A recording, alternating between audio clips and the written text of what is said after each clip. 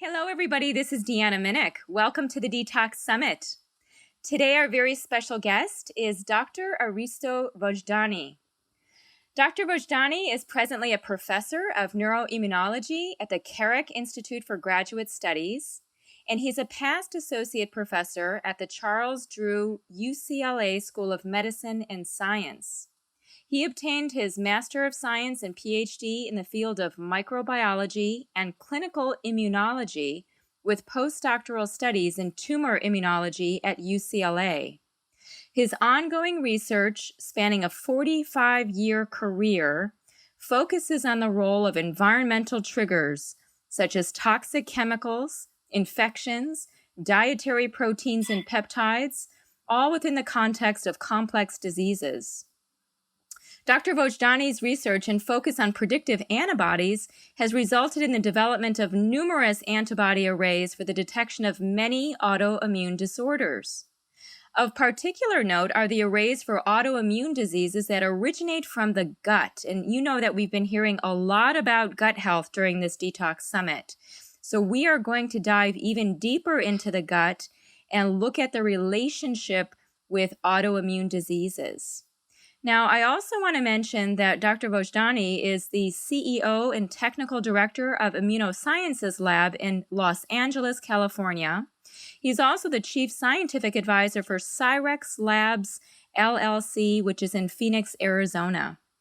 He sits on the editorial board of 6 scientific journals. He's a very busy man, very reputable, highly respected scientist.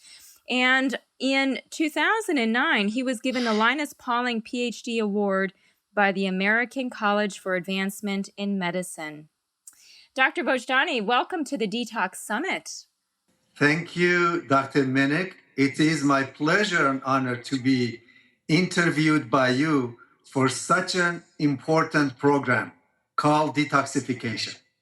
Well, it is our pleasure to have somebody of your stature, status, and all the things that you've accomplished in your academic career and also put into motion clinically. So I know that we will really travel a very interesting path through many different questions about the connection between the immune system and detoxification. Yes. Dr. Minnick, as you know, that more than 80,000 different chemicals have been introduced into our community. These are all synthetic chemicals. Less than 5% of those chemicals or those substances has been characterized for human toxicity. Only about 5% of those. So there's still a lot that we don't know about Absolutely. These chemicals and how they're acting. But meanwhile, we are adding additional 2,500, about 2,500 every year. And these chemicals are found in 6 million different products out there, which most of us are using some of those products. That's an overwhelming statistic to even think about. You know, it's almost like it can put a lot of fear into people. Absolutely. So here, we know some of these chemicals get detoxified and cleared from our body.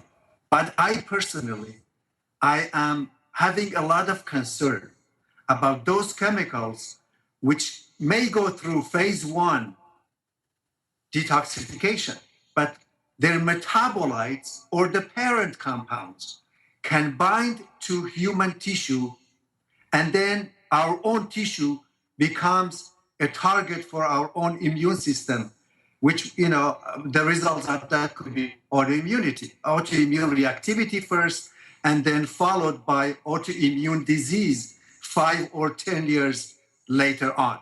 So, and exactly for this reason, I just have several articles with me in front of me I would like to share with the audience. One of them is about body burden, the pollution in newborns. And this is by Environmental Working Group. They took cord blood from several infants, the babies during the birth, and tested only for 400 chemicals. They found 287 out of those 400 in the cord blood. My question is, what if they had the capacity to test all the 80,000 chemicals? And then probably they could find 50,000, 40,000 of chemicals in the cord blood. So that's one issue, which is really very serious. Mm-hmm. The next is about finding chemicals in breast milk. So a child during breastfeeding, it's not enough, already has been exposed during the 9th month of pregnancy to so many chemicals. Now, breast milk. Do you know that we have 10 times more chemicals in human breast milk and than in cow's milk? This is from articles I'm reading. Mm-hmm. Mm-hmm. And then we go to children. I was reading this article about, the title of this article is Dietary Habits and Exposure to Pesticides in Dutch Infants. I know your education somehow is also was in the Netherlands. Yes, Netherlands, right? Yeah. So this is European Journal of Nutrition and Food Safety. So they looked at several pesticides in general population, 1 to 6 year old versus infants of 8 to 12 months. Guess which one had the highest level of chemicals in their blood? General population, let's talk about units, 407 units. 1 to 6 year old, 522 units, and infants, 8 to 12 months, 1,343 units. Oh, my word. So infants seem to be most vulnerable and even the most toxic, according to this study. Absolutely.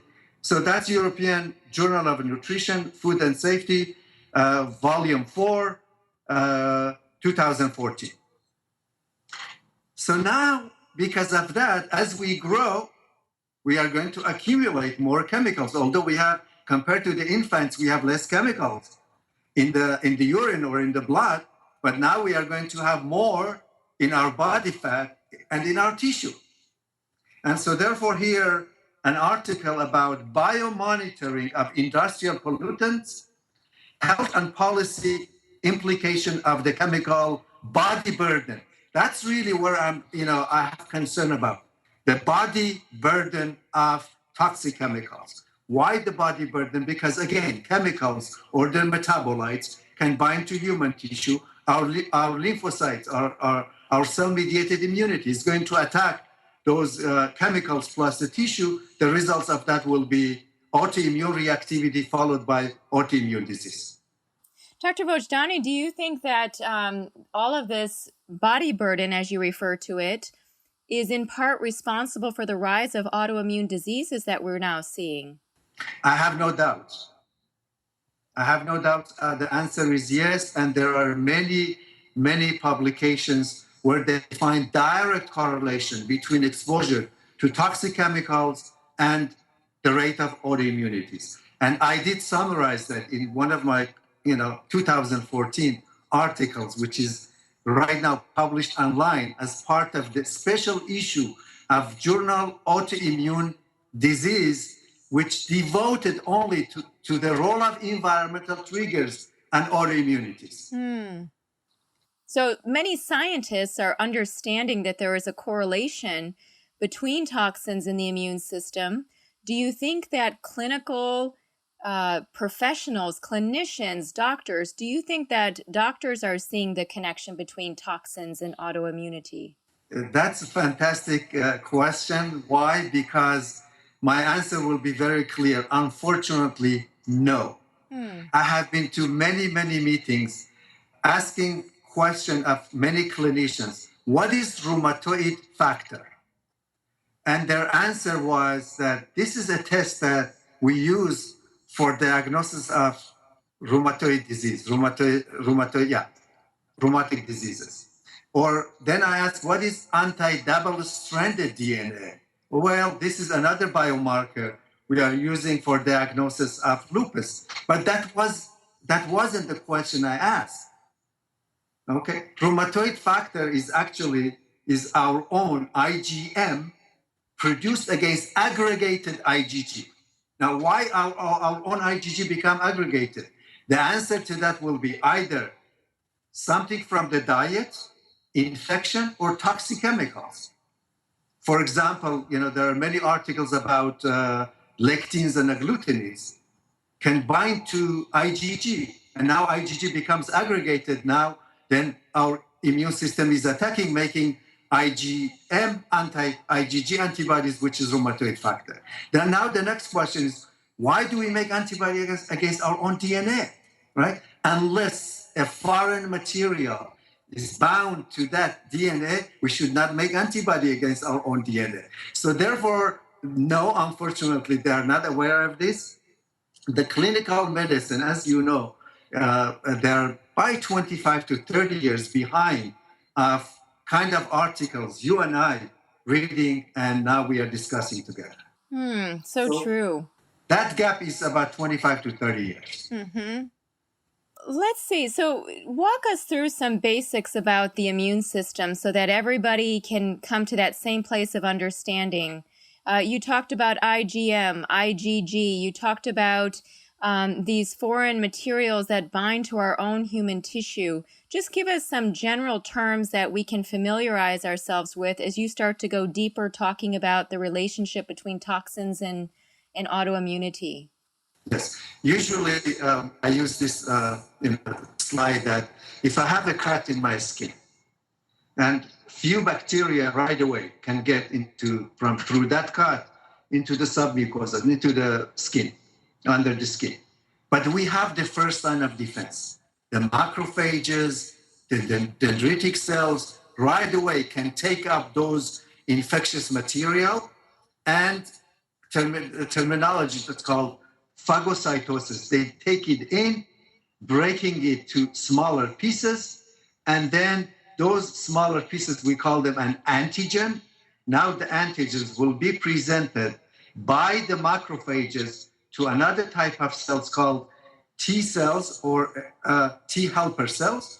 The T helper cells, by releasing all kinds of mediators, which we call them cytokines, communicate with the B cells, and the B cells become activated to become plasma cells that will secrete 4 different kind of antibodies. I call that game: IgG, IgA, IgM, and IgE. And these antibodies now can bind to the infectious agents if in case the macrophages, were not able to break down all of them. Now the antibody will bind to the antigens, to the bacteria, and now again, one more time, the phagocytes, another part of the body, will take care of that infectious agents. Mm-hmm. So what happens? So when our body has an over the top body burden, we have too many toxins, this could overwhelm our immune system. So we start to produce a lot of these antibodies. Yes. So when we are exposed to chemicals, all those functions I was explaining of the immune system are not going to work properly because they don't know to take care of the chemicals or to take care of the infections. Dr. Minnick, during 1998 to 2005, I did handle more than 300,000 of blood samples, more than 300,000 blood samples from patients with history of exposure to toxic chemicals. About 50% of those we found having immune function abnormalities. Some of them, for example, had low T cell function, low B cell function, low natural killer cell function. Cells in our body which can kill tumor cells were not functioning properly. Maybe that's a connection between exposure to chemicals and cancer. So about 50% of those had abnormalities associated with the immune function. 80% of those 50% had immune activation and early signs of autoimmunity. For example, by looking at two type of cells, we call them CD4, CD8 cells, helper and cytotoxic cells. The ratio of those cells should be about 2, maximum 3 to 1. But if you look at patients with arthritis, the ratio goes to 8 to 1. Another meaning, in the car, the engine is running too fast, but we cannot brake. Yes. About 20%, the other 20%, 80% had immune suppression. We don't know why some individuals develop autoimmune reactivities exactly exposed to the same chemicals, and the other 20% develop immune suppression or immune deficiency. In fact, there was a terminology we used to use, that chemical-induced immune deficiency, before discovery of AIDS even. So how does, this is all intriguing, and you're putting this in such a way that we can really understand it. And for those of us, immunology is a very complex science. And so thank you for putting it in such a way that we can digest it. We can undergo phagocytosis mentally with this concept. So I'm curious, Dr. Vojdani, how do we then measure these different immune markers? Then do we look at them in the blood or in the urine? What are we looking at? And how can a physician or a researcher tell whether or not our immune system is responding properly? Can we measure a lot of these different antibodies and CD4, CD8? Are we looking at those in the blood? Yes. It's a mainly blood test, and done by very, very sensitive pieces of equipment called flow cytometry, almost with 99% reproducibility. It's not like 40 years ago or 30 years ago, I was doing my postdoc study at UCLA. We were looking under microscope. And as you know, from technician to technician, huge difference. Now we get more than 99% reproducibility because computer is counting, and a laser will separate between red and green color or different colors. So yes, these tests are available. The function of these tests also are available. Like we can expose white blood cells to antigens and mitogens and look for the response to those, whether they release cytokines, which are mediators of the immune system. We can measure cytokines with automated machineries. So yes, we have the technology. However, in relation to chemical exposure, this is really the most important, because we are talking about detoxification. Unfortunately, I disagree with the methodology of measuring chemicals in urine and blood. Because, again, if you look at some of these publications I have on my desk and in different journals, from different journals, that every human being is exposed to many chemicals. More than thousands of chemicals are found in our tissue. And so therefore, I'm interested in body burden of chemicals rather than measuring in urine and blood. It's okay to measure, indicates exposure, but we know already we are exposed. So how can we measure the body burden? Mm-hmm. One, really to take fat biopsy to measure the chemicals in the fat, or to take biopsy from the brain. I'm just joking.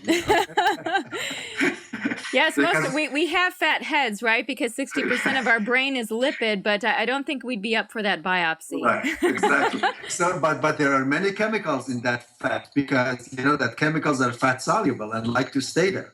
Yes. And so, what are the choice do we have? To measure antibody produced in blood against the tissue plus the chemicals. An article I just submitted for publication, which is in the process of peer review, I took blood sample from 1,000 healthy subjects and measured antibodies against 14 different chemicals. And those chemicals were aflatoxin. Why aflatoxin? Because we know we are exposed to aflatoxin. Aflatoxin is a chemical. It's carcinogenic. We know that. Don't we find aflatoxins in peanuts typically? Absolutely. Many other foods as well. Corn. Yeah. Yeah.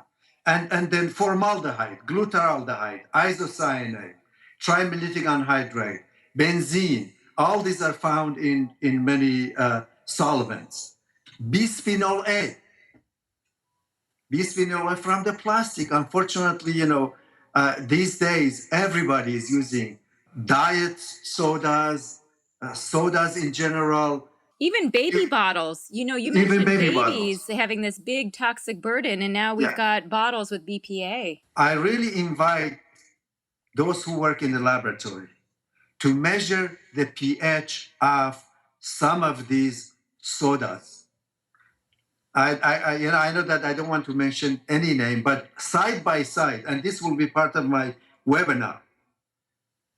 Side by side, I measured vinegar, apple cider vinegar, pH of 2.2, and some of these diet soda were lower even than vinegar.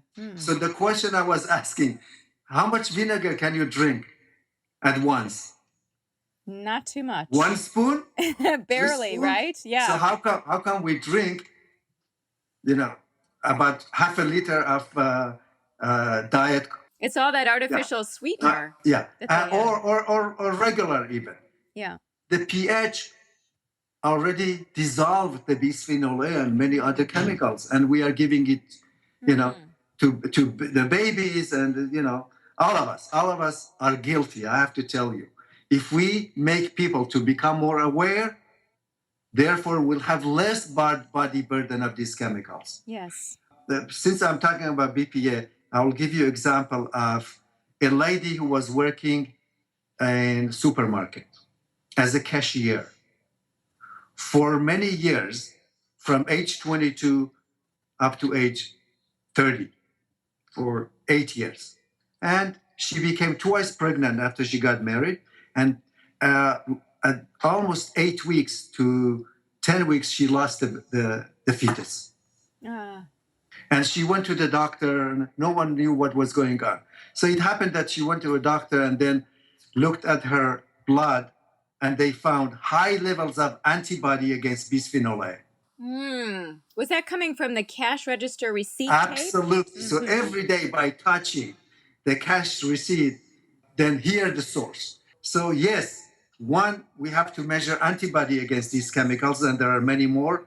Tetrabromobisphenol A, tetrachloroethylene, parabens, mercury, heavy metals, and many more that we are doing those at Cyrex laboratories. Secondly, unless you remove it from the environment of the patient, you are not going to help, only if you do detoxification of the liver. That's really my most important message. I'm not against liver detoxification. Absolutely, we should do liver detoxification.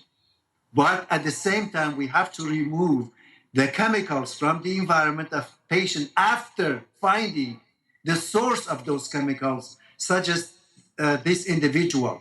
After removing her from that job and doing detoxification, a year later she became pregnant, and she has, healthy pregnancy right now. This is one example. Second example, a patient with symptoms of lupus, and she was putting lipstick, and we know in some individuals with genetic susceptibility to chemicals in the lipstick can cause or induce symptoms of lupus. And so therefore here, when you find anti-double-stranded DNA antibody, find the source of the chemicals. Wow. I just want to repeat that because I want to be sure everybody caught that. So what you're saying, Dr. Vojdani, is that a lot of these personal care products, even lipstick or, makeup that women wear, that the chemicals in those products might be connected to these autoimmune diseases. And you just mentioned lupus, which is on the rise. Yeah, thank you for repeating that. In a few months, I'm going to talk at AANP why differences in male and female in autoimmune diseases. And one of the explanations is this. The other one, yes, we can blame it on the hormones and hormone receptors and lymphocytes, but that's not enough. Chemicals act like estrogens, bind to the receptors on the lymphocytes and therefore activating the lymphocyte. So immune reactivity, they make more antibodies.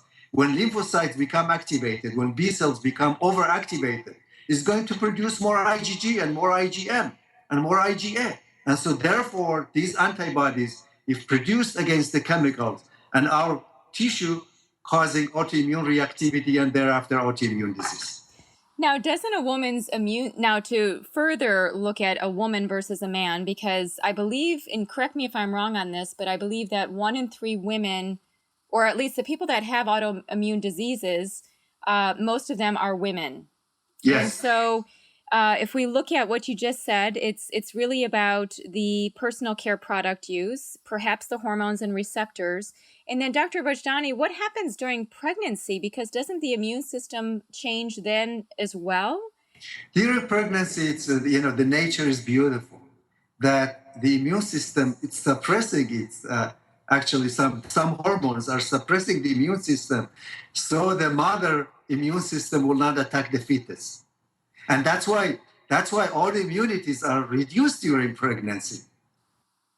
Excellent. Okay, so that's something to consider, that women are modulating their hormones, their immunity throughout their lifespan, especially even with pregnancy.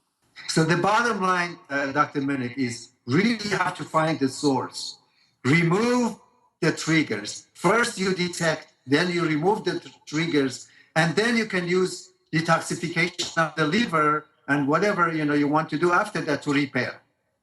Now, would you back up even further beyond finding the source into first getting clinical testing so that you know which chemical you're being exposed to? So is it first get testing to find out the chemical exposure? First, get the testing to find exposure to chemicals. And I would like to add that also chemicals are not the only causes of autoimmunity, but they're major causes of autoimmunity. Infection. For example, Porphyromonas gingivalis in the mouth can cause rheumatoid arthritis. Now we know even the mechanism of action. Finally, some dietary proteins and peptides, such as gluten, dairy, and many other products also could cross-react with human tissue, causing autoimmunity. And also, let's not to forget that the additives in the food can bind to the proteins in the food, in the diet.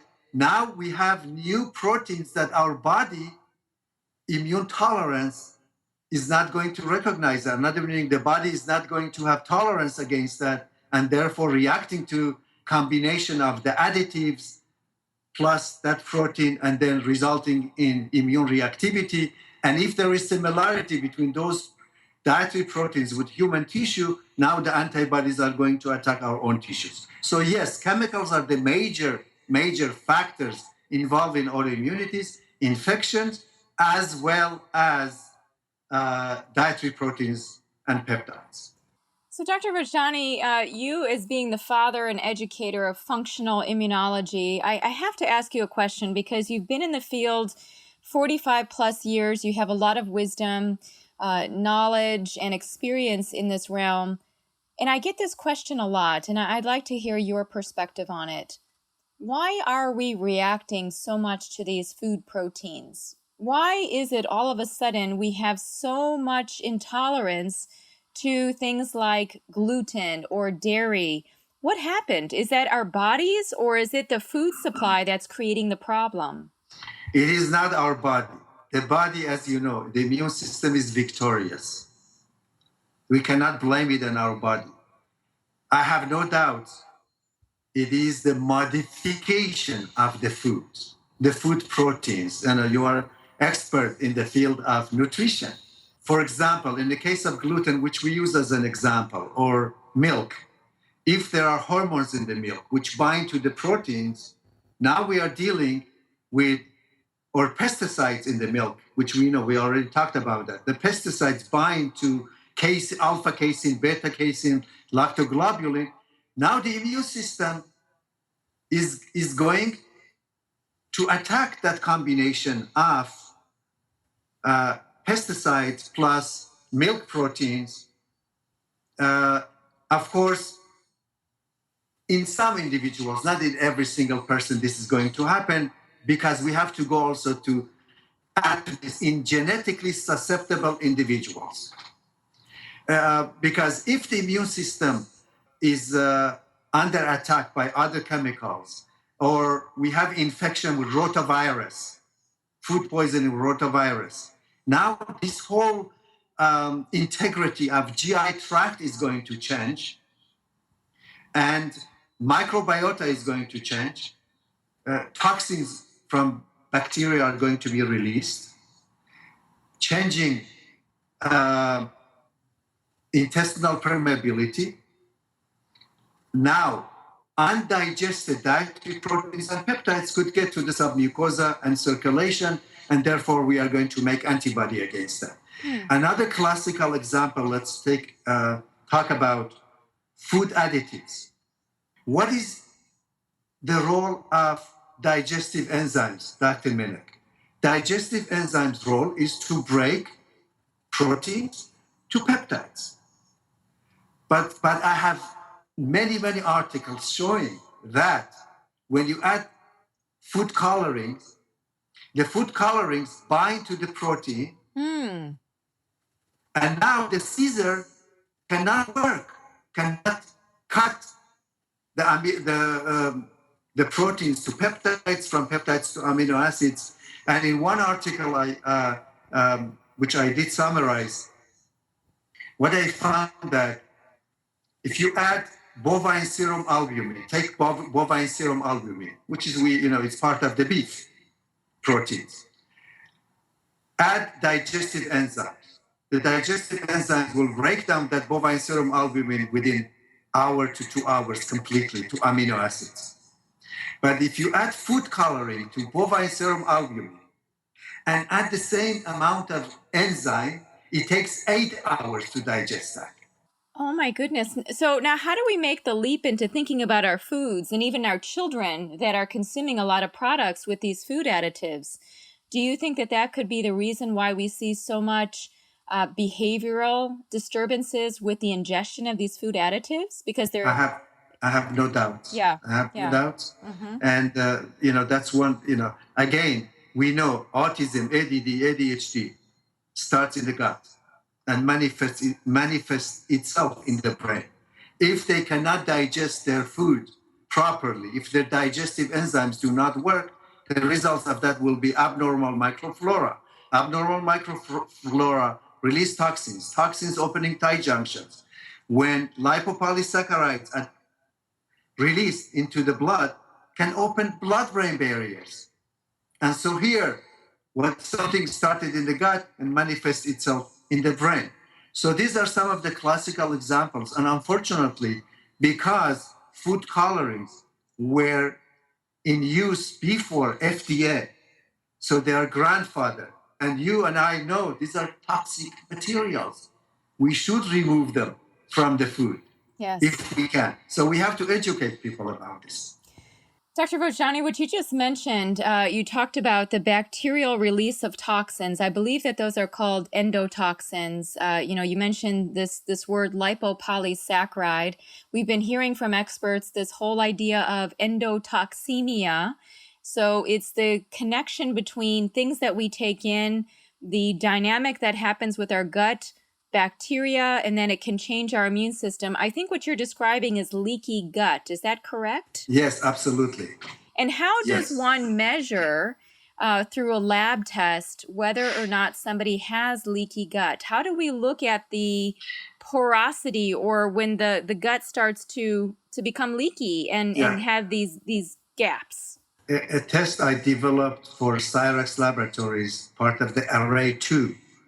In this array, we measure antibodies against lipopolysaccharides or endotoxins of 5 different gram-negative bacteria, E. coli, Salmonella, Shigella, and so forth. Why? Because the lipopolysaccharides damaging the tight junctions. We know that gluten can do the same thing. But, in this case, we are talking about bacterial toxins.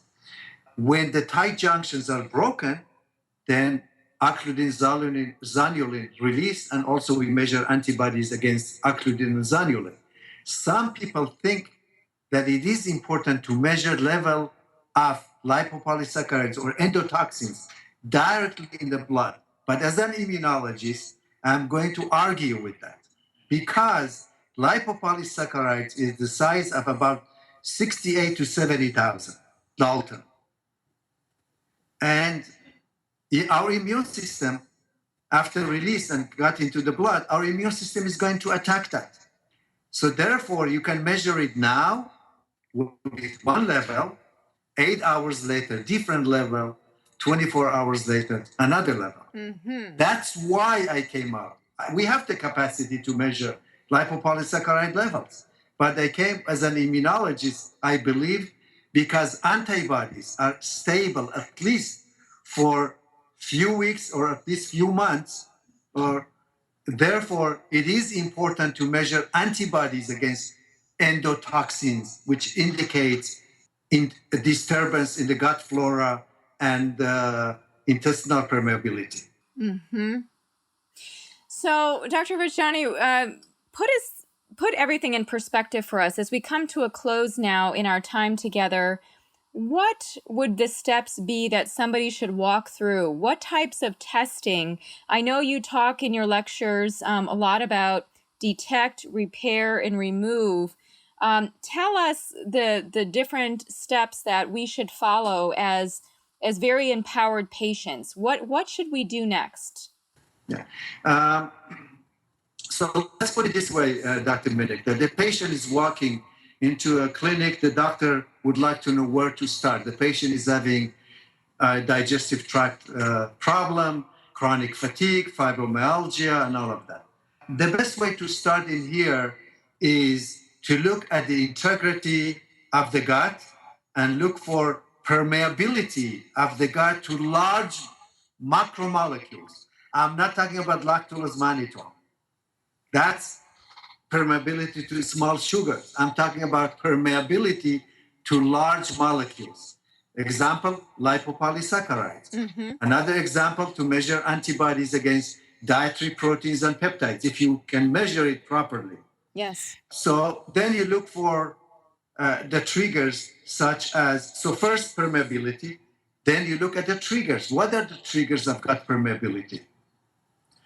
Are these toxic chemicals, such as those in array 11, measuring antibodies against 12 different chemicals, including aflatoxin? Could be it is aflatoxin, changing the integrity of the gut, causing dysbiosis and now permeability and now all those symptomatology. Then you have to look at other triggers. Dietary proteins and peptides. Is it gluten? Is it milk? Is it other proteins and peptides? And another panel, which I'm working right now, to find also which infectious agents are involved in this case. Example, again, one more time, that if I have Porphyromonas gingivalis releasing a toxin, that toxin can go all the way down and changing the gut microbiota, permeability, and all of that. So then we have to look at all triggers of permeability, infections, toxic chemicals, and dietary proteins and peptides. Now, the next step will be to look at whether or not the patient is having autoimmune reactivity. I'm not talking about autoimmune disease, autoimmune reactivity. And so in this case, Array 5 designed to measure antibodies against 24 different antigens simultaneously, which you can detect autoimmune reactivity almost 5 or 10 years before the onset of autoimmune disease. And this array deals with about 50 different autoimmune diseases. So early detection, first find the triggers. What are the triggers at the early stage as possible, using proper laboratory testing, which offer that Cyrex. So detect, then based on that, you remove the trigger from the environment. If it's diet, it's very easy to do, to be on gluten-free or dairy-free or other dietary components. If it's infection, we can treat the infection. And if it's toxic chemicals, not to measure the level. You have to measure antibody against toxic chemicals bound to human tissue proteins, such as human serum albumin, which is array number 11. Remove those triggers. So detect, based on that, remove the triggers, and then put in place any program that, clinicians recommend for repairing the liver, repairing the body against all these environmental triggers.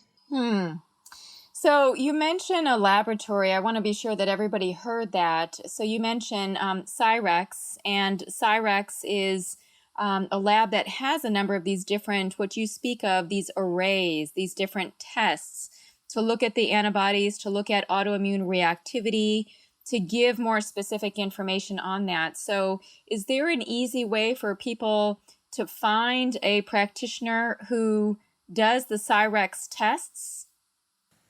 I think the best way is to go online, just cyrexlab.com. Okay. And we have to make it clear that patients should go to clinicians in order to be able to a clinician to order a test for the patient. They cannot do it directly. Right. And so there are currently more than 2,000 clinicians all over the US and even in the UK and other parts of the world. Now they're ordering testing through Cyrex laboratories, and these numbers are increasing from day to day. And so therefore, yes, they have the capacity to go to clinicians and order Cyrex laboratory testing. Dr. Vojdani, now looking back at everything that we've just discussed, it's a lot of information. So I'm wondering if you can distill for everybody the important takeaways. Where do we go from here with all of this information that you've just presented us with as it relates to immunity and toxicity? Thank you. I would like to emphasize one more time the role of environmental triggers in many autoimmune diseases. Almost 53 million Americans are suffering from autoimmunities, 60 million with allergies, 40 to 50 million with neurobehavioral disorders. That is almost 1 out of 2 Americans. So therefore, we should put a significant emphasis on environmental triggers, in particular toxic chemicals, and hopefully by removing them from the environment, we'll be able to prevent so many disorders which American people are suffering from. And so therefore, I would like to summarize the mechanism of how environmental triggers are responsible for all these immune disorders. So environmental triggers can induce imbalanced microbiota and release of endotoxins. The release of endotoxins from imbalanced microbiota can result in loss of immune tolerance, gut inflammation, loss of gut integrity, entry of unwanted antigens, including endotoxins, into the circulation, immune response against them, and due to cross-reactivity with human tissue, this immune reaction can result in multi-organ tissue inflammation and autoimmunity, allergies, and neurobehavioral disorders. So with this explanation about mechanism of actions, I would like to give some information to the clinicians where to start in order to detect some of these problems which are associated with toxic environmental chemicals. Number one, I would like them to start with environmental triggers, in particular, chemical immune reactivity screen, which is part of array number 11. In my own study, testing 1,000 healthy subjects found that about 25% of them produce high levels of IgG, IgM, and IgA antibodies against 12 groups of chemicals, which are part of normal daily life in America and different parts of the world. So chemical immune reactivity screen, highly recommended, which is part of array number 11. Then we have to put emphasis on other environmental triggers, such as dietary proteins and peptides, gluten proteome reactivity and autoimmunity, which is part of array number 3, gluten-associated cross-reactive food sensitivity, which is part of array number 4, food immune reactivity, which is a new array that just in the process of completion will be available around September of 2014. We are going to test antibodies against 180 different food and food additives as well, food antigens and food additives. And finally, we have to pay attention to infection and autoimmune reactivity screen, which will be available sometimes, hopefully, during early 2015. So environmental triggers are responsible for so many immune disorders, and the use of this array will be very helpful in detection of these abnormalities. And since environmental triggers causing barrier permeability, we need to look at array number 2, which is dealing with intestinal antigenic permeability screen, array number 20, dealing with blood-brain barrier permeability screen. And if we will not remove the environmental triggers from the patient's body and will not repair the barriers, patient may develop autoimmune reactivity first and then autoimmune disease. And for this, we recommend array number 5, which is dealing with multiple autoimmune reactivity screen, array number 6 for diabetes autoimmune reactivity screen, array number 7, neurological autoimmune reactivity screen, and array number 8 for joint autoimmune reactivity screen. Wonderful. That really does clarify for us all of the different possibilities from a laboratory perspective as to how we can see the interface of the immune system with these toxins that we're taking in, everything from food to other particulates and other antigens. Dr. Vojdani, in our final moments, is there anything that you'd like to close with, any message of inspiration to all of the listeners that are perhaps dealing with issues of dysfunctional immunity or autoimmune disease and toxicity? What would you, as father of immunology in the functional medicine world, have to offer in terms of an inspiring message to set us forth? Okay, my message will be, since chemicals are responsible for development of so many immune disorders, so let's put emphasis on detect. Then remove the environmental triggers and then repair the barriers.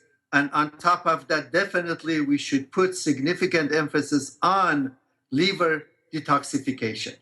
So for healthcare professionals who would like to have more information about Cyrex and Cyrex lab testing, please go to www.joincyrex.com. For patients, please share this link about Cyrex laboratory testing with your doctor. Wonderful. Thank you. Yes, and we're going to remember your mantra of detect, remove, and repair. Very essential. So thank you, Dr. Vojdani, for being part of the Detox Summit, sharing your wisdom, your clinical insight after 45 plus years, and all of your innovation in developing very unique, cutting-edge laboratory assessments. We so appreciate having you as part of the summit. Thank you for having me on your program.